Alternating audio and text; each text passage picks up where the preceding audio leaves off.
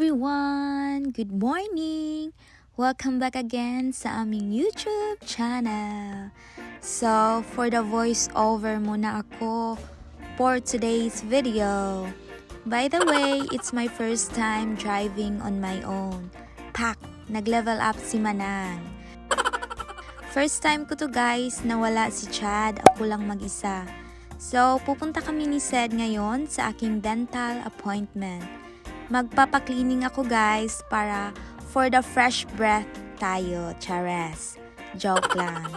Kaninang mga 7:30 AM guys is hinatid ko si Chad sa work niya. Kasi yung car niya yung gagamitin ko papunta sa aking dentist appointment. Wala pa kasi kaming budget pambili ng car ko, kaya ganito muna setup namin. Malapit lang yung workplace ni Chad sa house namin guys. Mga 15 minutes drive lang. And then, yung sa dental clinic naman is mga 15 minutes drive lang din. So, medyo kinakabahan ako ng very light kasi first time kong mag-drive na ako lang mag-isa. Hindi lang halata sa video pero kabado na yan guys. So far naman, smooth lang yung drive ko. Maluwag kasi yung roads nila dito.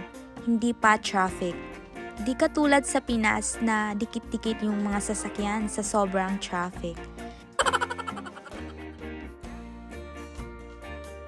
Kanina, nung papunta kami ni Chad sa work niya, lagi niya akong ni-remind na drive slowly, drive sa posted limit, and always put your seatbelt. Minsan kasi nakakalimutan ko mag-seatbelt guys. Pero tumutunog naman tong sasakyan pag pinaandar mo na at wala ka pang seatbelt. Worried kasi siya kasi it's my first time. Ganyan niya ako kamahal, chares. Sana all!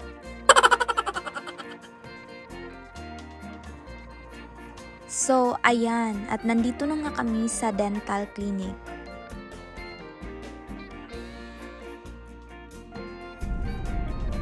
Okay. Ay! Wala masyadong tao kasi 9 AM pa guys. Binigay ko na yung papers ko sa staff and then mag-antay na lang ako tatawagin yung name. In-interview ako ng dentist kung may ibang concern pa ba ako aside sa cleaning. So, sinabi ko sa kanya yung concern ko. And then, in-x-ray muna yung mouth ko bago ang cleaning. So, ayan yung result ng x-ray ko guys. And then, I think after 25 to 30 minutes, natapos yung cleaning. So, wala akong binayaran kasi covered siya sa insurance. Are you okay, Chad? Kuya? Yes. Huh? Yeah. Okay, good. So, we'll go home na. So, uwi na kami, guys.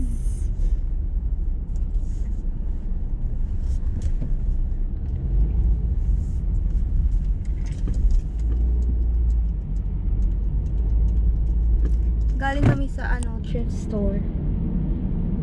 Oh my gosh.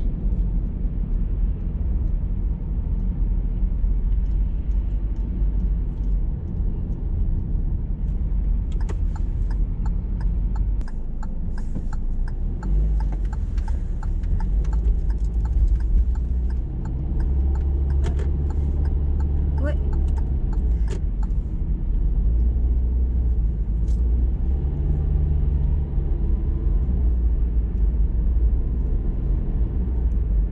We're going home.